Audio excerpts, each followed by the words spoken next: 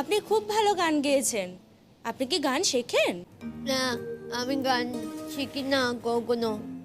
আমার বাবা আমাকে গান গাওয়াতো। আমি বয়স কাছে আমার স্যার কাছে গান করতাম। আমার স্যারকে বলে, জানো বুটু, তুমি খুব ভালো গান করো, তুমি সবসময় গান করবে, আমি যেখানে থাকি তোমার গান ঠিক শুনতে পাবো, আমি যতই দূরে থাকি না কেন। তাহলে আমি গান গাইলুম, আমার স্যার যাতে আমার গান শুনতে পায়, আমার গান। আপনার স্বামী ভালো হয়ে যাবে, একদম চিন্তা করবেন না। তোমার মুখে ভুল চন্দন পড়লো বাবু, আমার স্বামী ভালো হয়ে গেলে আমি তোমাদের মিষ্টি খাবো। হ্যাঁ, আমি তোমাদের বলুম একটু চিমুকে ফোন করে দাও। আমি তো তখন থেকে তোকে বলছি যে আমার একটু চিমুকে ফোনটা ধরিয়ে দে। আমার চিমুলের অনেক বুঝে, ও যদি আইছে, ও যদি এই যে পাবো এভাবে দেয় তাহলে তাহলে আমার তাড়াতাড়ি সুতো উঠবে। ফোনটা কর না রে। হ্যাঁ, আপনি কাইন্ডলি নাম্বারটা আরেকবার বলুন। হ্যাঁ,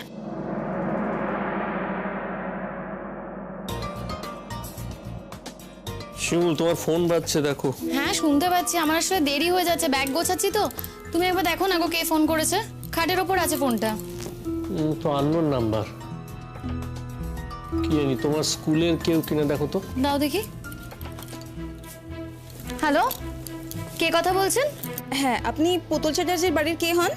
আমার ননদ। কেন, কি হয়েছে? আমি হোপ হসপিটাল থেকে বলছি। হোপ হসপিটাল থেকে মানে? কি হয়েছে পুতুলদির? না না, ওনার কিছু হয়নি। আসলে ওনার হাজবেন্ডের একটা হার্ট অ্যাটাক হয়েছে। কন্ডিশন খুব একটা ভালো নয়, ট্রিটমেন্টের জন্য ভেতরে নিয়ে যাওয়া হয়েছে। তাই পুতুল চ্যাটার্জি খুব কান্নাকাটি করছেন আপনার সাথে কথা বলবেন বলে। হ্যাঁ হ্যাঁ, দিন এক্ষুনি দিন। শিমুল, কি হয়েছে? পুতুলদির সাথে কথা বলছি। এক্ষুনি হসপিটাল থেকে ফোন করলো, হোপ হসপিটাল। বলছে তীর্থদার হার্ট অ্যাটাক হয়েছে। পুতুলদি আছে ফোনে। পুতুলদি। আরে জিমুল, আমি পুতুলদি বলছি। পুতুলদি, তুমি শুনতে পাচ্ছ আমার কথা? কি হয়েছে বলো না। ও পুতুলদি। জিমুল, না অজু করে দিয়েছে, আমি হাসপাতালে নিয়ে এসেছি আমি স্যারকে। তুই আয় না রে আমার কাছে, আমি একা রয়েছি হাসপাতালে, কেউ নেই আমার সাথে, কেউ নেই। জানি জিমুল, আমি জোরে গান গাইছিলাম যাতে স্যার শুনতে পায় আমার গান। স্যার আমাকে বলতো না যে পুতুল, তুমি যখন একা থাকবে, আমি যখন থাকবো না তোমার গাছে, তুমি জোরে গান গাইবে, আমি সব শুনতে পাবো। আমি বলতো জোরে গান গাইলেও সে শুনতেই পেরোলাম আমার গানটা। সেই চোখ বন্ধ করে আছে। ওরা সবাই বলছে কি যারে না অজ্ঞান হয়ে গেছে। আমি বলছি শোন, যে ঘুমিয়ে আছে, তুই আনো ঠিক রে। আমি আসছি পুতুলদি, আমি আসছি। তুমি কিন্তু একদম কান্নাকাটি করবে না, বুঝেছো? শোনো, আমি যতক্ষণ না অবধি আসছি তুমি কিন্তু লক্ষ্মী হয়ে থাকবে। ঠিক আছে। শিমুল, আমি কি যাবো সঙ্গে? আরে অবশ্যই যাবে, তুমি বড় ভাই হও, তুমি যাবে না? পুতুলদির এরকম একটা বিপদের দিনে তাড়াতাড়ি চলে, দেরি করো না। না, কিন্তু কি বললো এক্স্যাক্টলি বলো তো আমার। বললো তো তীর্থদার হার্ট অ্যাটাক হয়েছে, রিসেপশন থেকে ফোন করে জানালো। দেখো পুতুলদি তো অত গুছিয়ে কিছু বলতে পারছে না, ও বেচারি তো কিছু বোঝেও না। আচ্ছা পুতুলদি শ্বশুর বাড়ি থেকে তো কেউ আমাদের জানাতে পারতো, বলো? শ্বশুরবাড়ির কথা কি বলছো তুমি? ওরা আমাদেরকে ভালো চোখে দেখে নাকি? তবু দিদি খবরটা দিয়েছে, সেটাই যথেষ্ট। কিন্তু শোনো, আমার মনে হয় দেরি করে লাভ নেই, তাড়াতাড়ি যেতে হবে। যেতে তো হবেই, কিন্তু বলছি মাকে জানাবো। মাকে এখন বলে কি কোনো লাভ হবে? আমরা বরং ফিরে এসে মাকে বলি। কিন্তু মাকে যদি না জানাই, মা তো পরে শুনতে কষ্ট পাবে। আর মা যদি আমাদের সাথে যেতে চায় তখন? না না, আমার মনে হয় শোনো, এখন এইসব ঝামেলা করে লাভ নেই। আমরা নিচে যাই, যাওয়ার পথে মাকে বলে যাব, আর ওখানে গিয়ে ব্যবস্থাটা করে আসি। চলো শিমুলা, দেরি করে লাভ নেই, তাড়াতাড়ি করো। চলো চলো চলো, আর দেরি করে ঠিক হবে না। হ্যাঁ চলো। পুতুলদি চুপ করো, শান্ত হও। দেখো লক্ষ্মী মেয়ে না তুমি, আমার কথাটা শোনো। এই দেখো আমরা তো এসে গেছি, তীর্থটা ভালো হয়ে যাবে। দেখো তোমার ভাইও এসেছে। দিদি শোন, কাঁদিস না, চুপ কর। তীর্থদা ভালো হয়ে যাবে। শোন, তুই কাঁদছিস কেন? আমরা সবাই এসে গেছি। যদি ভালো নয় কি হবে বলতো ভাইয়া? আমার কি হবে? হ্যাঁ, বাবা বাবা গোচার আমার কাছে আর কেউ নেই।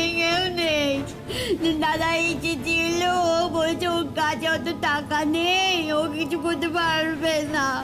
আর ডাক্তারবাবু বলেছে অনেক টাকা লাগবে, অনেক টাকা। আচ্ছা আমরা কি মরে গেছি নাকি? হ্যাঁ আমরা তো আছি। তুমি চিন্তা করো না পুতুলদি, আমরা ঠিক কিছু না কিছু করব। আমাদের উপর ভরসা আছে তো, যে করেই হোক দেখো তীর্থদাকে বাঁচাবো আমরা। এই শিমুল, আমার মনে হয় ডাক্তারবাবুর সঙ্গে আর কথা বলা দরকার। হ্যাঁ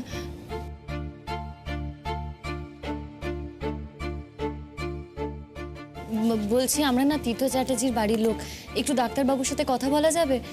ওনাকে তো নিশ্চয়ই মানে ট্রিটমেন্টের জন্য নিয়ে যাওয়া হয়েছে। কেমন আছেন? দেখুন, অপারেশন করাটা খুব আর্জেন্ট, কিন্তু এই মুহূর্তে সেরকম কোনো সিচুয়েশন নেই। প্রচুর ব্লকেজ পাওয়া গেছে, ওনার প্যারামিটারগুলো এদিক ওদিক করছে। মনে হচ্ছে ওপেন হার্ট সার্জারি করতে হবে। কি? সে কি কথা? ভাই বলছে স্যার ভালো হবে না। কি হবে স্যার, কি হবে বলো স্যারে? হ্যাঁ কিছু হবে না। এই শিমুল, যদি স্যারের কিছু হয়ে যায় আমি কি করবো? শিমুল কি করবো বল? আমি তো কেউ নেই শিমুল, আমার তো কেউ নেই শিমুল, আমি কি করবো বল? এই যে তোর সাথে ভাই এত খারাপ ব্যবহার করছে, এতদিন তুই তো ভাইকে ছেড়ে কোথাও ছেড়ে পারিনি বল। আমাকে তো স্যার খুব ভালোবাসে, আমি কি করে স্যারকে ছেড়ে যাই বলতো? কি করে যাই? কি বলছিস তুই এসব কথা? কেন ছাড়ার কথা আসছে কোত্থেকে? কেন তুই তীর্থদাকে ছেড়ে থাকবি? এই দেখ, আমার দিকে তাকা। শোন, এখন মেডিকেল ট্রিটমেন্ট অনেক উন্নত হয়েছে। হ্যাঁ, আমরা যদি প্রয়োজন হয় ওকে অন্য জায়গাতে নিয়ে যাব, ভালো জায়গায় চিকিৎসা করাবো। কেন ভাবছিস তুই? একদমই তাই, তুমি ভেবো না। হ্যাঁ আমাদের উপর একটু ভরসা করো। বলছি একটু ডাক্তারবাবুর সাথে কথা বলা যাবে কিনা দেখুন না। এক্ষুনি ফোন করে দিচ্ছি, 1 মিনিট। এরকম করে না। হ্যালো, হ্যাঁ স্যার, তীর্থ চ্যাটার্জি বাড়ির লোক আপনার সাথে একটু কথা বলতে চাই। আপনি কাইন্ডলি একটু আসবেন? ওকে ওকে, কি বললেন? উনি আসছেন। Thank you. আসছে বললো তো। এই বলছি, তীর্থ তার দাদা বৌদি কাউকে দেখছি না। আসেনি তো, আসেনি। জানিস তো শিমুল, ওই কটকটিটা কি বলে? কটকটিটা বলে আমার জন্য নাকি স্যারের শরীর খারাপ করেছে। আচ্ছা তুই বল, আমি কেমন ধরনের মেয়ে যে আমার জন্য কাউ শরীর খারাপ করতে পারে? হ্যাঁ, সারাক্ষণ আমাকে বলছে আমি নাকি স্যারের শোষণী। এমন ধরনের কথা কেউ কাউকে বলে বল?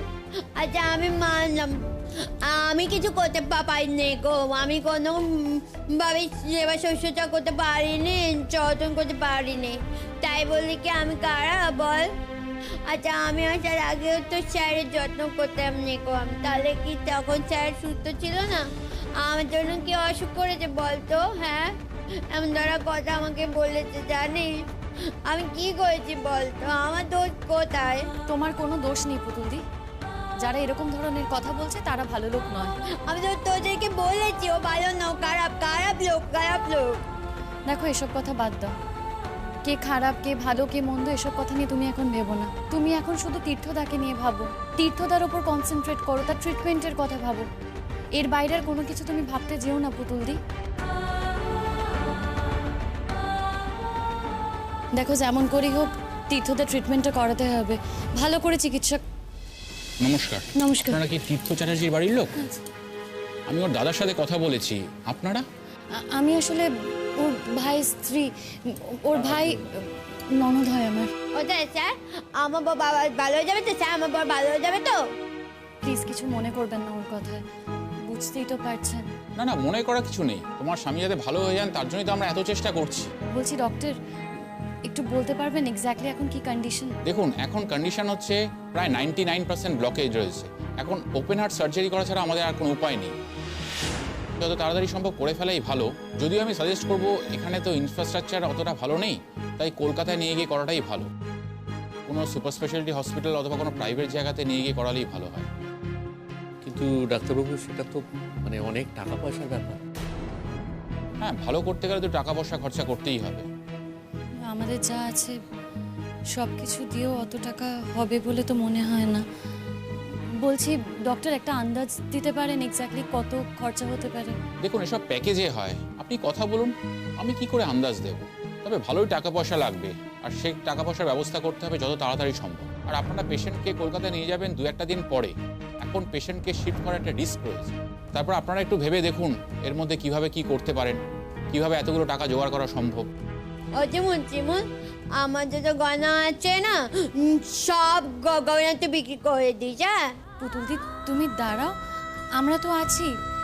গয়নাগাটি যা আছে সেসব নয় পরে দেখা যাবে, সে তো আমিও দিতে পারি। তীর্থদাকে যে করে হোক ভালো তো করতেই হবে, সেই চেষ্টাই আমাদের করতে হবে। মানুষটাকে সুস্থ করে তুলতে হবে। বলছি ডক্টর, প্লিজ দেখবেন কলকাতা যেন নিয়ে যেতে পারি। ওখানে নিয়ে যাওয়ার আগে যেন কিছু। I am trying my best. বলছি আমরা কি এখন একবার পেশেন্টের সাথে দেখা করতে পারি? না, উনি এখন বিভিন্ন রকম সাপোর্টে আছেন, আর আপনারা ভেতরে তো যেতেই পারবেন না, বাইরে থেকে দেখলে দেখতে পারেন। আমি দেখবো, একবার দেখবো, আমি দেখবো। শোন দিদি, কথাটা শোন, উনি তো বারণ করছেন। ওখানে এখন গিয়ে তো কোনো লাভ হবে না বল। ভেতরে তো ঢুকতে পারবি না, বাইরে থেকে দেখে কি লাভ হবে? তবু যখন বলছে, পুতুলদি যখন চাইছে একবার। না, কিন্তু ব্যাপারটা বোঝার চেষ্টা করো। ও ওখানে গিয়ে যদি ইমোশনাল হয়ে পড়ে, চিৎকার চেঁচামেচি করে, হসপিটালে তো একটা অ্যাম্বুলেন্স আছে, এত লোকজন আছে, পেশেন্ট আছে। দেখুন, ভেতরে যখন ঢুকতে দেবেই না, তখন উনি বাইরে থেকে একবার দেখে নিক। পেশেন্টের অবস্থা তো ভালো নয়, আমরা সবাই তো চেষ্টা করছি ঠিকই, তবু উনি যখন দেখতে চাইছেন একবার দেখে নেওয়া উচিত। আচ্ছা, নমস্কার।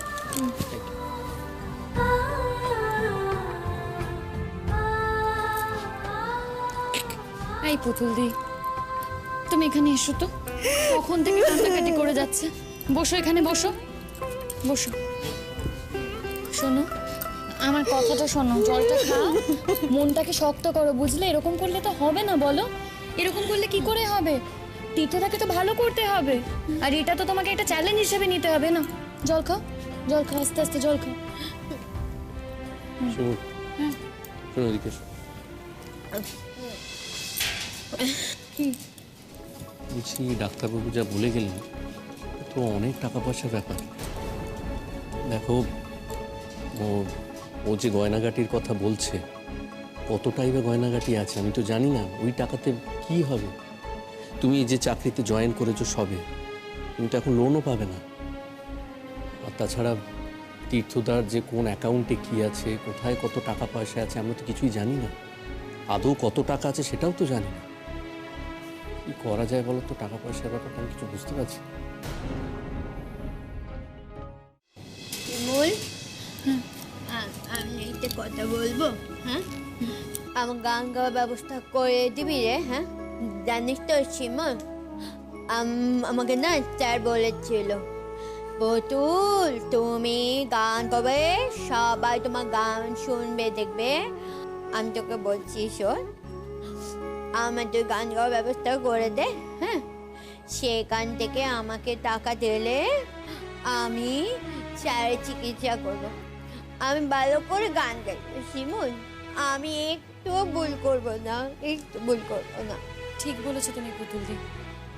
দেখো, যাই করি না কেন, অত টাকা তো আমাদের পক্ষে জোগাড় করা সম্ভব হবে না। সেখানে যদি তোমার গানের প্রোগ্রাম করা যায়, তাহলে আমরা হয়তো টাকা অ্যারেঞ্জ করতে পারি। কি বলো, তাই না? তুমি বলছো বটে, কিন্তু গানটা গাইবে কোথায়? তাছাড়া ওকে গায়িকা হিসেবে তো কেউ চেনে না। দেখো, তীর্থদার অনেক জানাশোনা আছে। তীর্থদা তো এনজিওতে কাজ করতো, তাই কলকাতার অনেক বড় বড় ক্লাব আছে যারা তীর্থদাকে চেনে। সেরকম যদি কোনো ক্লাবের সাথে আমরা যোগাযোগ করি, আমরা যদি ওনাদেরকে রিকোয়েস্ট করি, তীর্থদার কন্ডিশনের কথা বলি, সেখানে গিয়ে যদি আমরা ওনাদেরকে বলি যে একটা প্রোগ্রাম অ্যারেঞ্জ করার জন্য, সেখানে পুতুলদি গান গাইলো, টিকিট শো হলো, ওরা যদি আমাদের সাথে কোল্যাব করে, যে টাকাটা উঠবে 80% যদি আমাদেরকে দেয় আর 20% ওরা নিজেদের কাছে রাখে, সেখানেই তো অনেকটা টাকা উঠে যায়। বলছি, আজই না আমাদের সেখানে যেতে হবে, যোগাযোগ করতে হবে। দেরি করা বোধহয় ঠিক হবে না, বুঝলে? এখনই আমরা যাব। দেখো, এই লোকটা সারা জীবন মানুষের উপকার করেছে, মানুষের পাশে থেকেছে। সেখানে তীর্থদা যদি বেঁচে থাকে তাহলে সেই লাভ অনেকেরই, শুধু পুতুলদির নয়। তাই বলছি দেরি করা যাবে না, আজই এক্ষুনি যাব। কিন্তু গিয়ে কি কোনো লাভ হবে বলছো? কেন হবে না? নিশ্চয়ই লাভ হবে। বলবো তাহলে আমাদের সব টাকা পয়সা সব জোগাড় হয়ে যাবে বল, হ্যাঁ? আর টাকা জোগাড় হয়ে গেলে আমরা ভালো জায়গায় গিয়ে চিকিৎসা করাবো স্যার, হ্যাঁ? আর স্যার ভালো হয়ে যাবে, বল ভালো হবে না?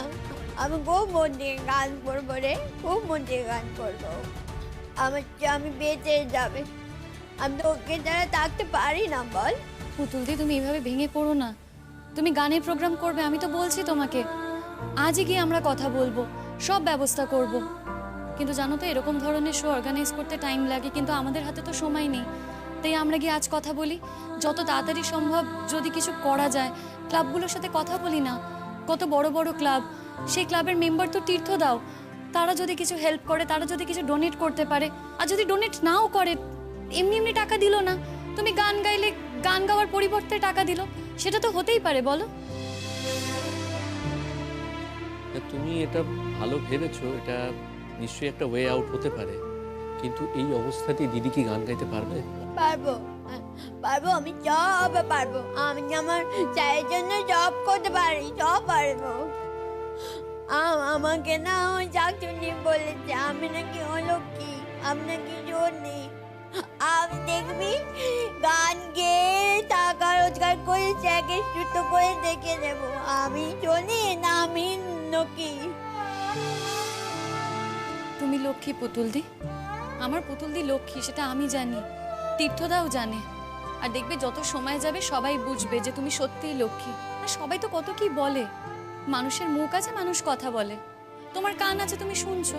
কিন্তু সব কথা যে মনে নিতে হবে তার তো কোনো মানে নেই পুতুলদি। কিছু কিছু কথা তো উড়িয়েও দিতে পারো, সব কথা মনে নিতে নেই, বুঝলে? আমার তো খুব কষ্ট হয় বল, আমাকে যখন অমন করে বলে আমার খুব কষ্ট হয় না বল। এখন স্যার অসুস্থ হয়েছে, আমার মনে হচ্ছে আমার জন্য হয়েছে।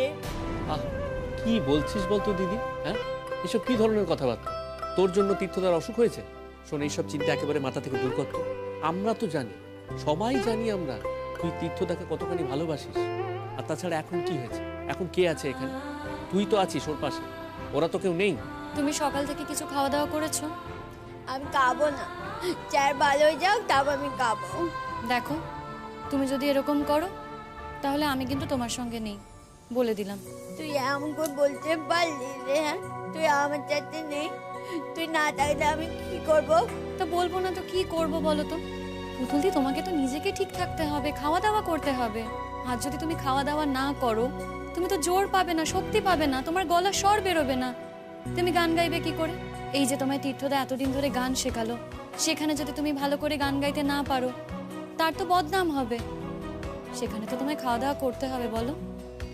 না না, আমি বদনাম করতে পারবো না, আমি নকি মেয়ে হয়ে থাকবো। দেখ, নকি মেয়ে হয়ে থাকবো। শোন দিদি, কথাটা শোন, তোর এই সময় কষ্ট হবে, কিন্তু খেতে হবে তোকে। আমি খাবো না রে, আমার খিদে নেই। ওই লোকটা তো এখন বিছানায় শুয়ে আছে, বল আমাকে কে খাইয়ে দেবে? আমাকে তো হ্যাঁ রোজ নিজে হাতে খাইয়ে দিত, তারপরে নিজে খেত। আমাকে কে খাইয়ে দেবে এখন? পুতুলদি, লক্ষ্মী দিদি আমার, আগে তোমাকে কে খাইয়ে দিত? হ্যাঁ, মা খাইয়ে দিত না? আর বিয়ের পর আমি যখন তোমাদের বাড়িতে আসি, তারপর থেকে তো আমিই তোমায় খাইয়ে দিতাম। এখন বুঝি তীর্থদার হাতে ছাড়া তোমার খেতে ইচ্ছে করে না? আমার হাতে খাবে না তুমি? শোনো, তুমি আমার সাথে ও বাড়িতে যাবে, কেমন? আমি তোমাকে দেখবে কি সুন্দর করে আগের মতো করে খাইয়ে দেব। আমি যাবো ও বাড়িতে যাবো? যাবে তো, যাবে না তার কোথায় যাবে তুমি? হ্যাঁ হ্যাঁ যাবো, আমি যাবো তো। কিন্তু চিমু, এখন আমি যে ওর কাছে থাকবো বললাম। দেখো, এখানে তো তোমাকে সবসময় থাকতে দেবে না পুতুলদি, সবসময় তো অ্যালাউ করে না। ওর একটা নির্দিষ্ট সময় আছে, সেই সময় ওর সাথে তুমি দেখা করতে পারবে। এখন তাই আমরা বাড়ি যাই। হ্যাঁ, অন্যান্য কাজগুলো আছে সেগুলো তো করতে হবে, তাই না? আমরা রোজ আসবো, রোজ এসে তুমি ওর সাথে দেখা করবে, কেমন? দিদি তুই এখানে থেকে কোনো লাভ নেই, শোন না, তুই চল আমাদের বাড়িতে চল। শিমুল ঠিকই বলেছে, আমার দিকে তাকা। তোর এই ভাই তোকে একটা সময় খুব অন্যায় করেছে, তোর ওপর অনেক অন্যায় করেছে রে। কিন্তু বিশ্বাস কর, আমি অনেক পাল্টে গেছি। তোকে আমি এখন মাথায় করে রাখবো রে। আমি না বুঝতে পেরেছি, জানিস তো, ভাই বোনের সম্পর্ক কেমন হওয়া উচিত আমি বুঝতে পেরেছি। আর স্বামী স্ত্রীর সম্পর্ক কেমন হওয়া উচিত সেটাও আমি এখন বুঝতে পেরেছি। তুই চল, চিন্তা করিস না, তুই আমাদের বাড়িতে চল। আর তাছাড়া মাকেও তো কিছু বলে আসা হয়নি, চল গিয়ে মাকেও বলতে হবে সব।